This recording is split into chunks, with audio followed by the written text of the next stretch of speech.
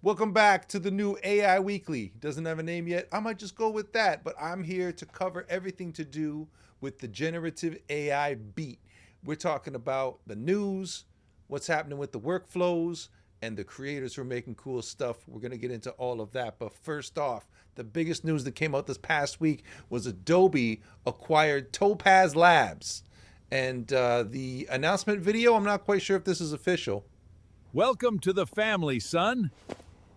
Thanks for the acquisition. We'll make a great team together. Grandpa. Grandpa?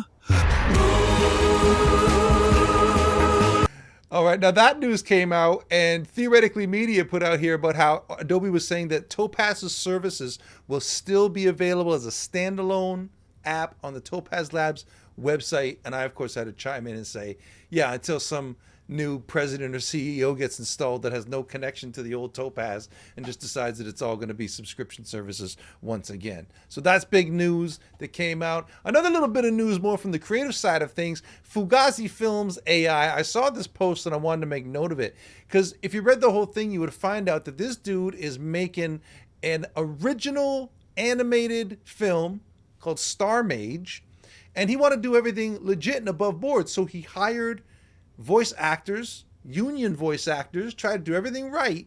And the guilds, from the way he's telling the story, the guilds told those voice actors, oh, that's a generative AI project. Oh, don't get involved with that.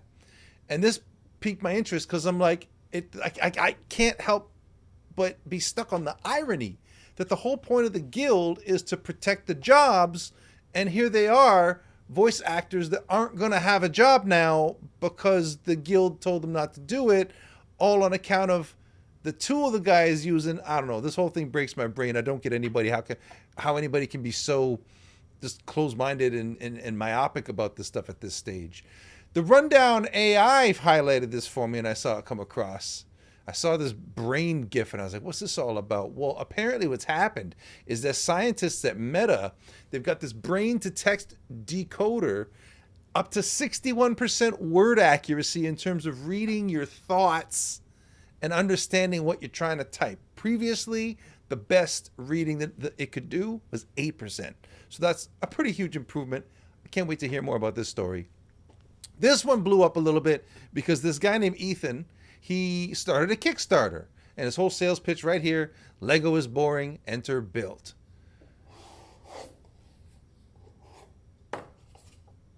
Now this came out on Kickstarter, and this was his Kickstarter campaign video. And apparently the campaign was not getting a lot of traction until he put this video on X, and it went crazy viral, got millions of views. And his Kickstarter shot up to something like 30, I think maybe even 50 something $1,000. It's at 80 something right now, except that the whole campaign is on hold because the video was made with generative AI. Kickstarter said, oh, no, because you're not showing off the thing people are actually going to get, so it's misleading, whatever. But the joke's kind of on them because the dude already got the funding without Kickstarter to be able to release the product. So from what I'm reading, you can still order this, only don't get it on Kickstarter, get it on his own website. Check him out. He is Ethan A. Buck on X. And then this is the workflow that I'm highlighting. This was the first video that I saw, and it's talking about using Blender to do previz and then giving that to Seedance to actually build the animation on top of the movement that you've done in your pre-visualization. So that was the first one that I saw. Oh, the sound is still on. There we go. And then almost immediately, I saw this one come across my screen. Well, I'm out. Not before you pay your share. He doesn't have And this guy's showing how easy it is to do just with like, you don't even need to approximate the shapes. You just I'm out. need to have the camera moves be right and the approximate place where you want stuff. Well, listen. Okay, fantastic. And then this is the same guy who's refining it even further. And then now it's on a train. He's doing this Old West stuff. And he's just doing it with blocks, which was awesome. But I just kept getting fed more of them. Now he's showing how to do a walk. And this one was pretty badass. So apparently how it works is you generate the motion in Blender or whatever previz tool you like, and then take the first frame of it, style a frame in Midjourney or your favorite image generator, and then use that as your start frame, your reference frame, whatever, and then have Seedance generate the motion from your frame that was based on the first frame of the previz. It's pretty wild. Now my interest is piqued. So if you are someone who knows Blender and you want to learn AI, then give me a shout and let's link up. I'd love to talk to you. Now, Stages Pro is where I'm building my new thing. I thought I'd just pop in and show you a little bit of what I've been working on. So here's my Generations tab. It's a lot of the images I've been working on. I'm right now working on the finale of a film that takes place in like an LA inspired open air mall. Some of the video clips I'll show you. Where's the one with the heart on it? This one here's the one I'll show you. All right, so this is the robot bursting on the scene. Lady runs away. This is just a little something I'm working on. This is going to be the finale of the film I'm working on right now. But I'm building it in Stages Pro. I wanted you to see what their interface looks like. We'll get deeper into the workflows and how this very elaborate platform operates in the coming weeks, but right now I just want to give you that little preview. Now we're going to show off some of the artists who've been blowing my mind over the past week. So you've got Gossip Goblin with his latest piece of lore. Go on, hit the bloody thing. Pathetic. Come on, boys, we got a crab fight to catch. Let's revisit this tin skin later. Just you wait. So that goes on and you're going to see. So suffice it to say, I don't want to spoil anything, but that grotesque face is not stuck in that thing anymore and he gets his revenge. So you're going to want to check out Gossip Goblin's channel and see what we're talking about there. Now this, my buddy Brian James Gage, is just launched a Kickstarter for a new film called Astro Cats, and I just want to show you this little bit of his campaign film. Yes? Hey, LR. We need you on set. I warned you I was not to be disturbed for your pathetic attempt to beg people online for money. Well, we're not technically begging. It's a crowdfunding campaign. Call it what you will with your cyber beggary. Be gone from my sight. Now, props to Brian, because it's not just a straight up human hand. Like, it's a hybrid human. We've got gerbils at my house. My little daughter's got some gerbils for her first pets. And so, yeah, that's the combination of the hand with the paw is very cool there. Now, just real quick, I'll show you the Kickstarter for Brian's film, Astro Cats.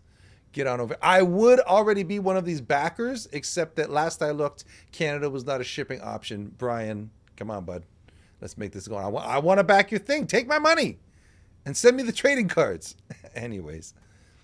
Next up is Tupacabra's got this dope thing called Sniper Wars. Let's take a look. Sniper Wars, 80s versus God.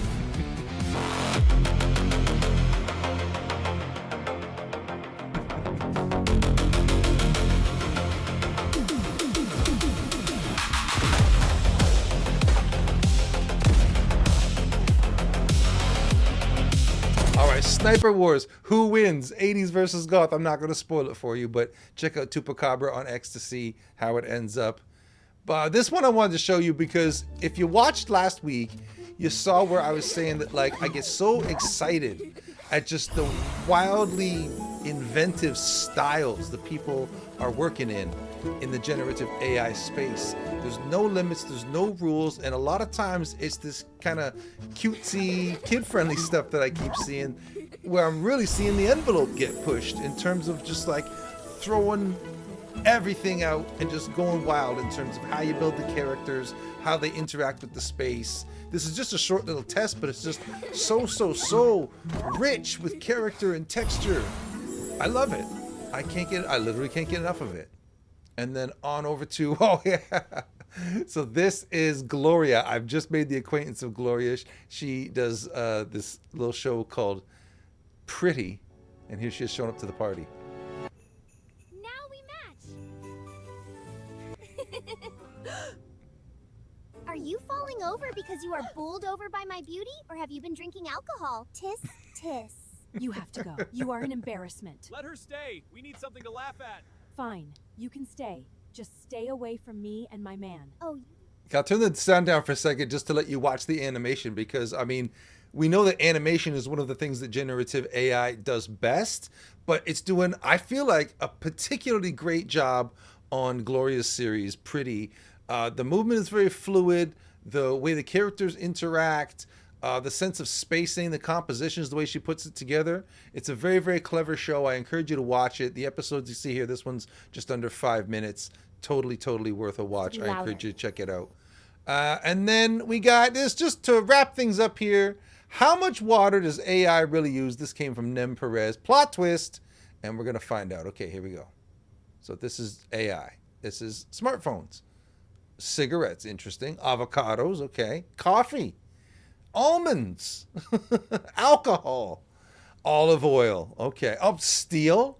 We're getting interesting now. Eggs. Beef, okay. Milk and cheese. Sugar. Clothes. Wheat. Wheat really goes all water use, and all water use including rain. And then renewable fresh water, that's how much we have. So the next time somebody gets on your case and some hater wants to talk about that talking point that they all got the firmware installed, that AI is wasting water or somehow abusing water or taking all the water, you can show them this graphic. All right, ladies and gentlemen, that is the show for this week. Thank you so much. Please comment wherever you're watching this. Let me know what you think about any of these stories, where you think it's all going in terms of the art of it, the business of it, the companies all buying each other, all that good stuff. Leave a comment. I'll read your comments on the air next time. And until next time, let's just say so long, goodbye.